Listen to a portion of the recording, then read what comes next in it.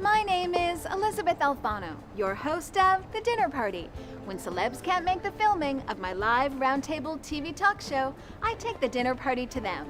Hydrating in style over Voss water, and with the help of my friends at Stove Cookware and Wants Us Tequila. Here's a recent episode of The Dinner Party from the Sunset Marquis with outspoken funny girl, Margaret Cho.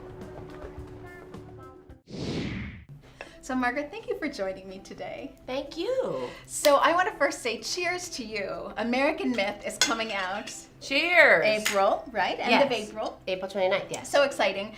So I brought this drink today. It's called Sol y Mar. I just discovered it. A small tequila company that I have stumbled upon and love, Wants Us. I went to their website and I found this recipe that I'd never seen before, and it's tequila and Grand Marnier and a little cranberry juice. So it's very good. cheers to you. Thank you. It's perfect for my urinary tract infection.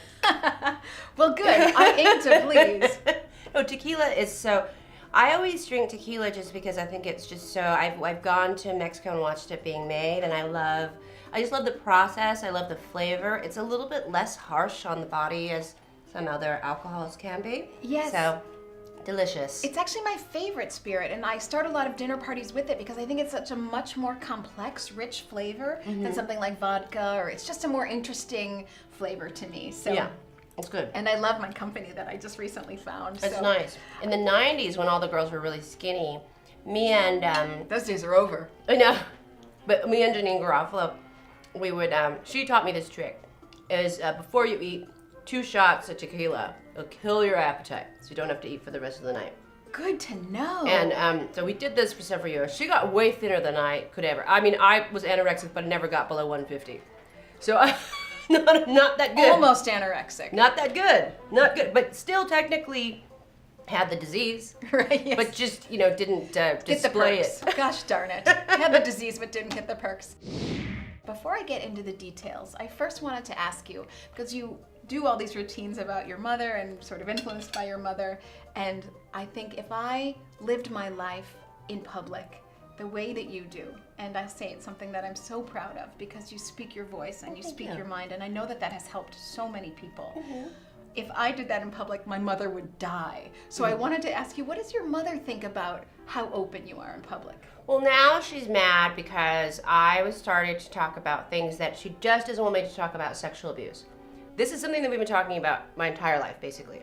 She just doesn't want to talk about it, so she shares an email account with my dad, but now she is like so intensely upset she has created her own email account. No. Like, this is a big deal for her to have her own email account so she could talk to talk to me privately about not to talk about certain things.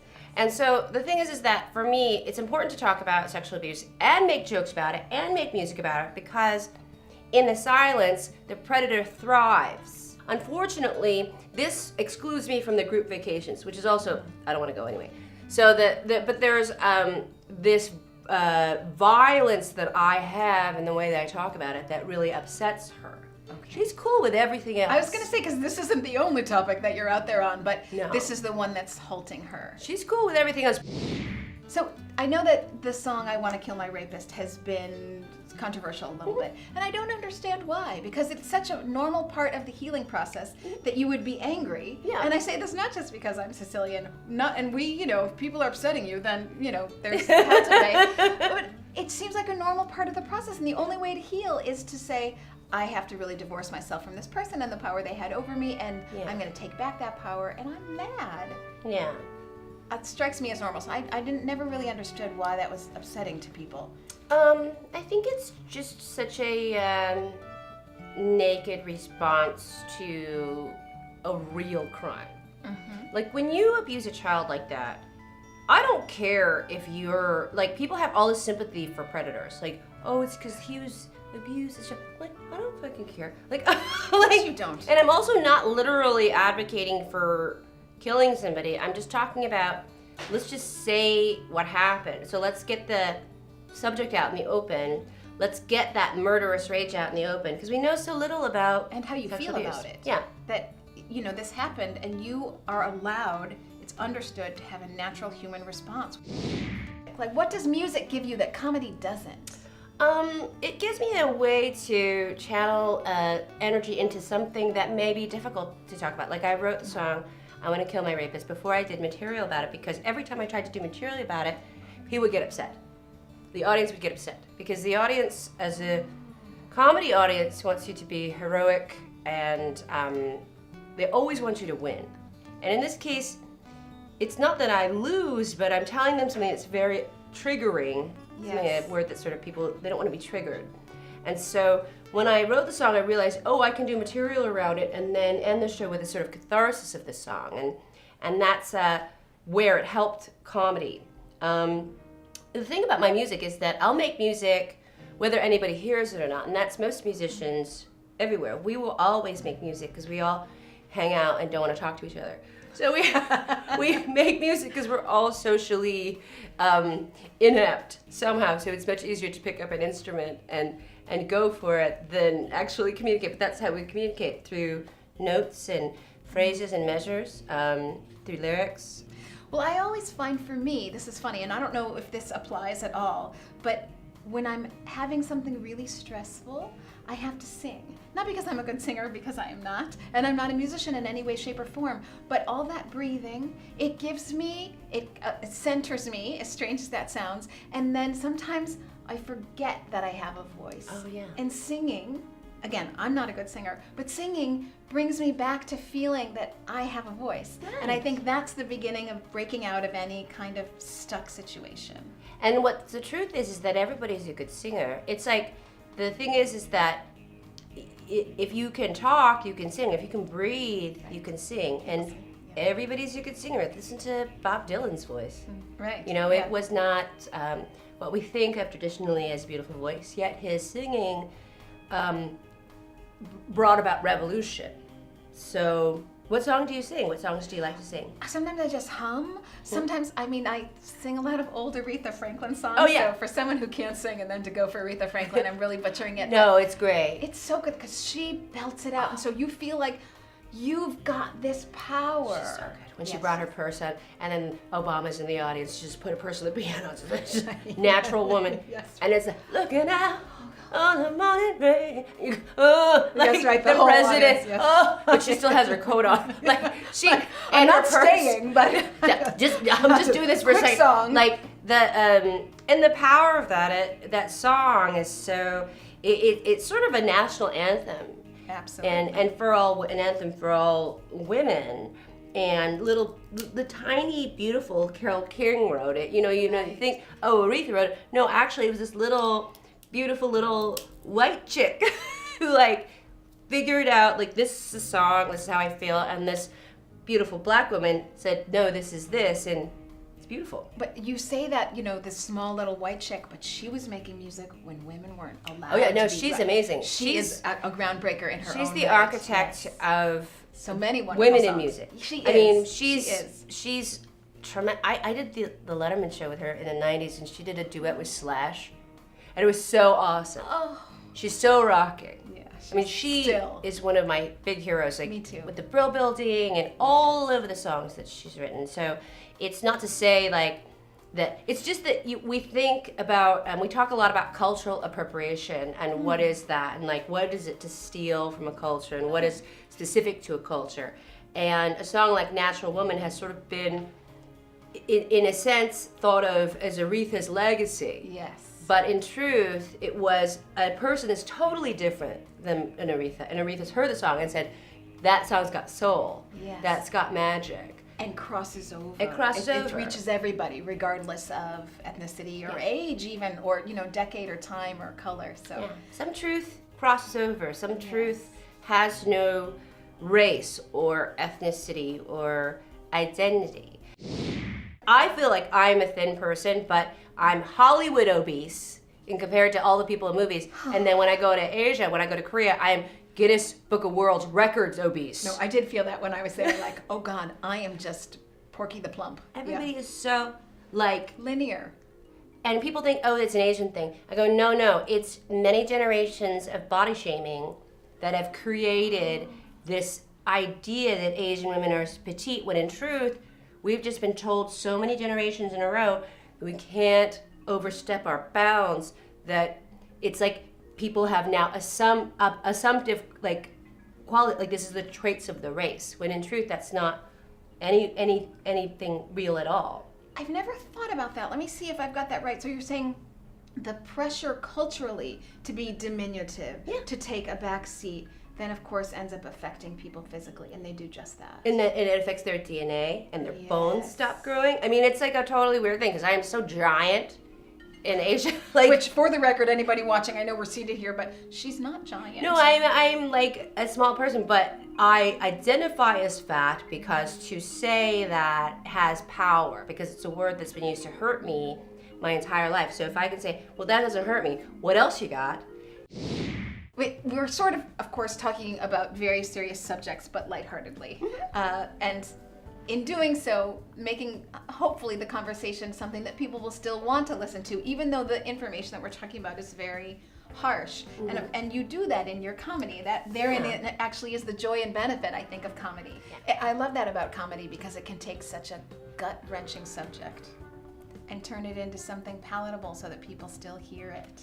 But so I wanted to ask you, what really for you is the point of your comedy? Is it cathartic? Is it because you know you're speaking for other people and you're speaking out? Is it because you want social change? Or is it just because you want to be funny? All of those things. Because it's fun. It's a weird job. It's funny. All of my friends are in comedy or in music. I get a lot of emotional support from them. The art form is weird because it's very immediate, it's loud, it's very hard to do. You have to do it all the time. It's very hard to... It's hard to do. Stand-up comedy is very hard to do, so you can't slip out or take a break. I think it's you're born that way. I mean, such a very particular thing to get out in front of people and say, hey, like me or don't. But it's also skill. Yes. There's a learned skill to it. It's a sort of a mastery, and you can't get away from it for too long because you lose that part of your brain. And the more you just the stand-up comedy part of your brain grows to accommodate all of the shows that you're doing. I think that I'm at my best when I'm having to deal with a situation that is difficult.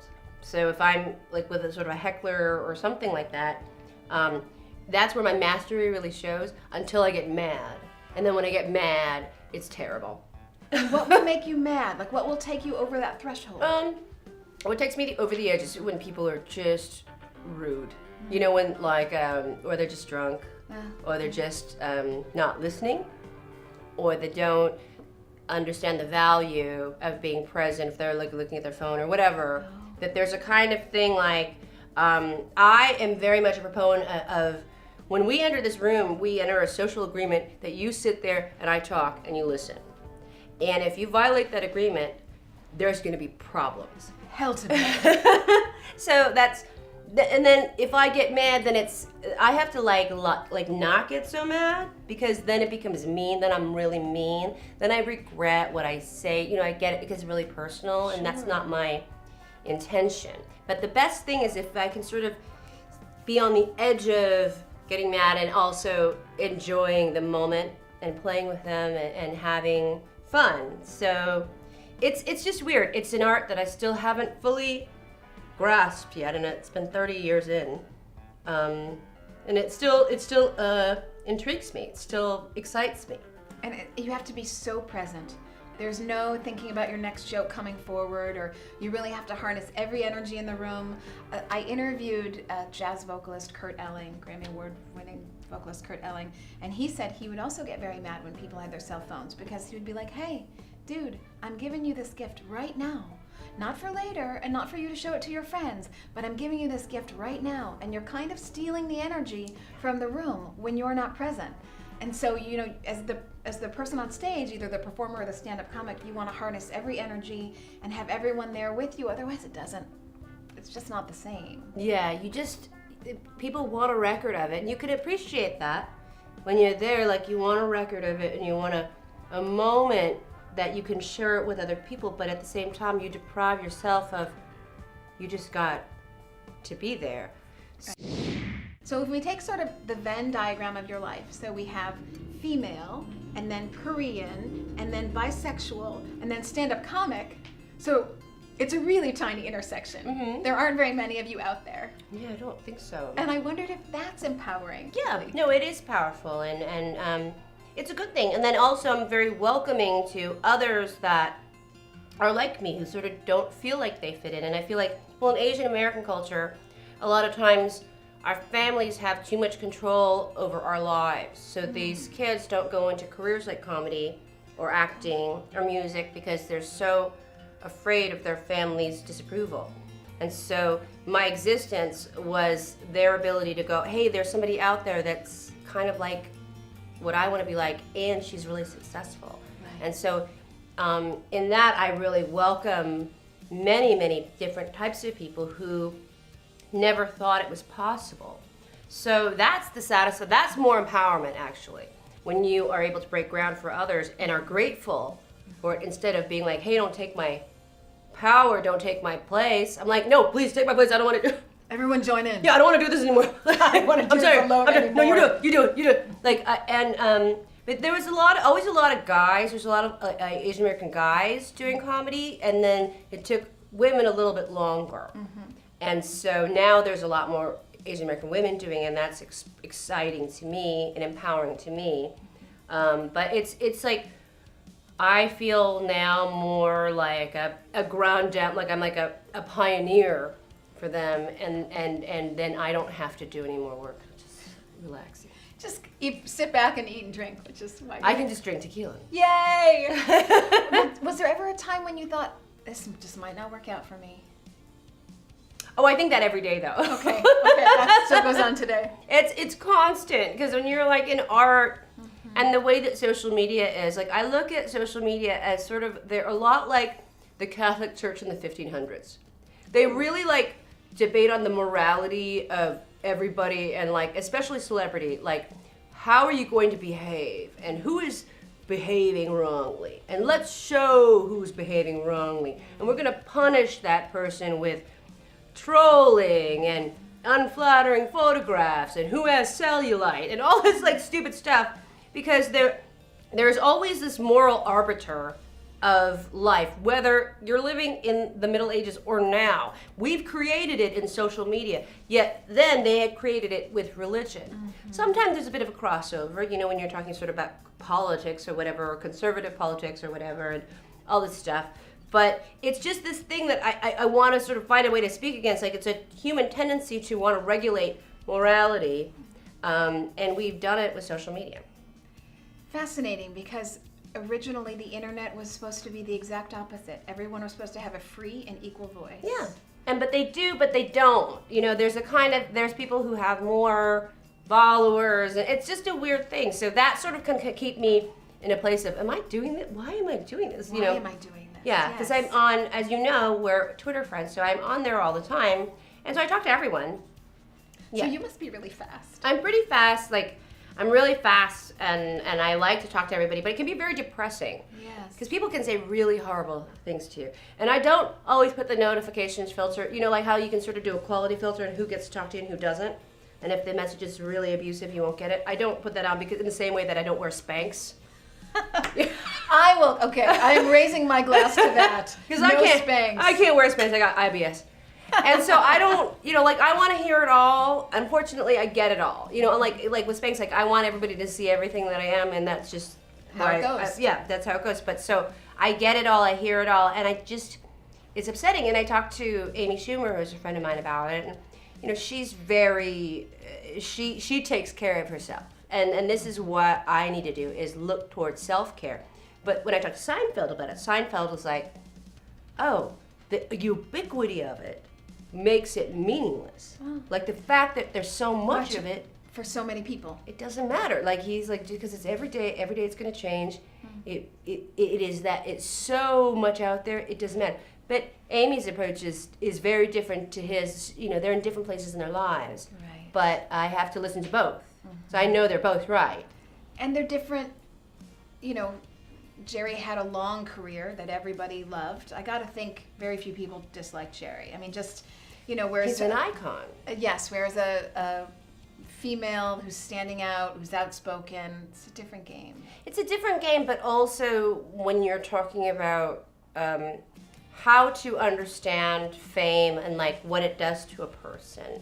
And Jerry's had so much of his life in the spotlight, but his direction, like his sort of direction of thinking is sort of in a different way. He's always sort of thinking things in a different way. And so I sort of like to look at him as like Sun Tzu. He's a deep philosopher for me. So I definitely like hone in on these things, and I realize, oh, this is like Confucian. This is like deep wisdom that I didn't realize before.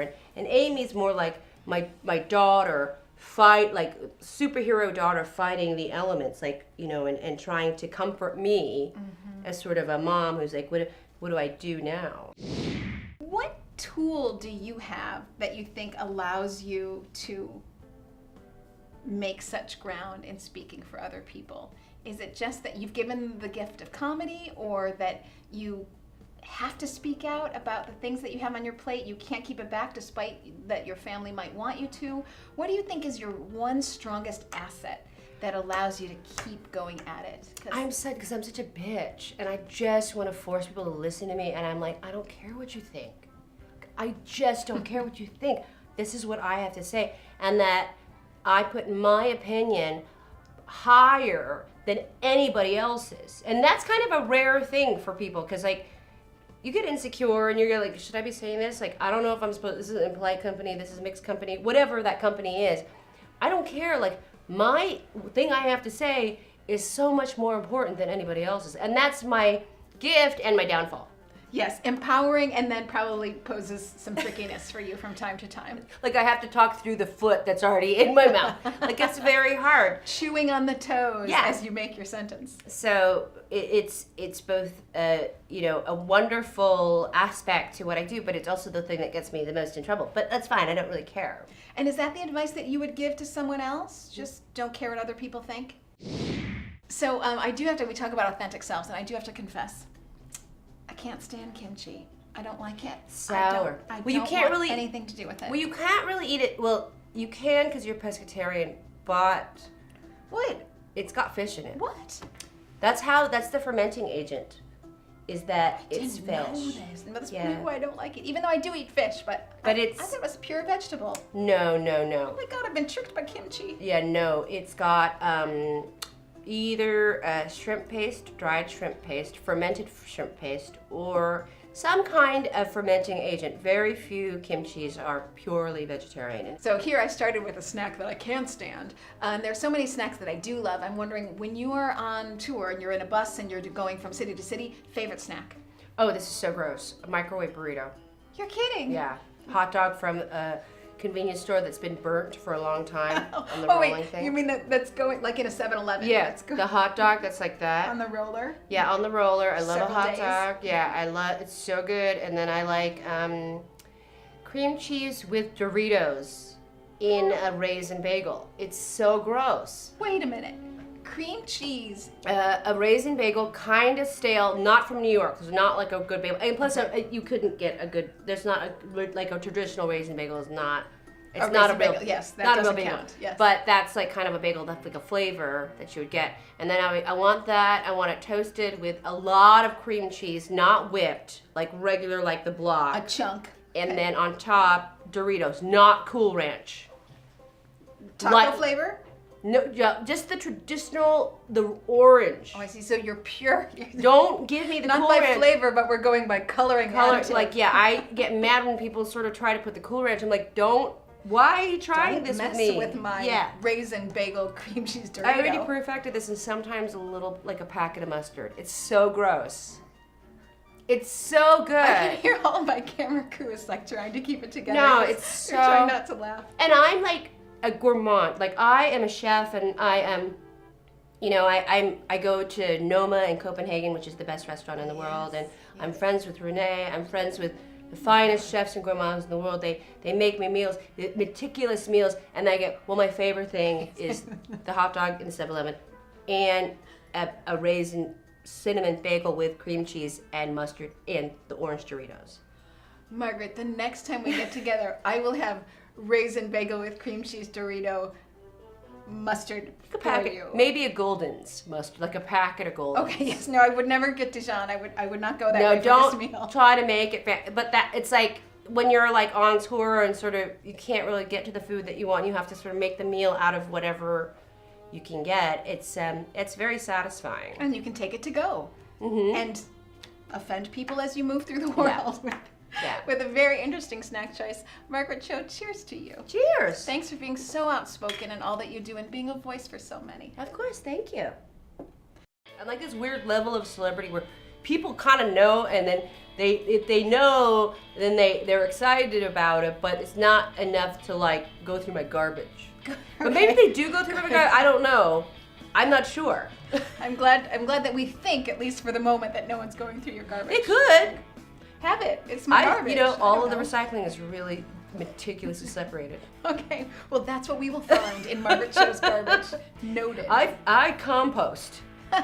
That's a thing. Thank you for composting. Thank you. I will send a tweet.